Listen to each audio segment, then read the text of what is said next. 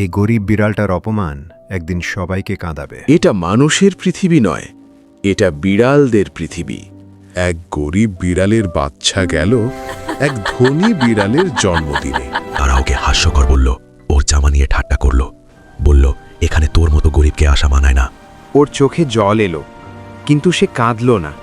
নিজের মনে শপথ করল একদিন সে বড়লোক হবে এবং সবাইকে দেখাবে। সে অদম্য পরিশ্রম করল, ব্যস্ত রাস্তায় রিক্সা টেনে চলল, মেলায় ঘুরে ঘুরে ফুচকা বিক্রি করল, ভারী ট্রাকে মাল তুলল কয়েক টাকার জন্য। সময় বদলালো, সেই গরিব বিড়াল বড়লোক ও সফল হয়ে উঠল। হঠাৎ সেই সব বিড়াল যারা তার সাথে ঠাট্টা করেছিল, তার সামনে তারা লজ্জায় মাথা নিচু করে রইল। তখন বড়লোক বিড়ালটি বলল, আমি বদলা নিতে আসিনি, আমি শুধু দেখাতে এসেছি কঠোর পরিশ্রম কখনো বৃথা যায় না। তার গল্প আমাদের শেখায়, আমাদের সংগ্রাম একদিন আমাদের সাফল্যে পরিণত হয়, তাই পরিশ্রম করো। ভিডিওটা ভালো লাগলে লাইক আর সাবস্ক্রাইব করে দিবেন প্লিজ।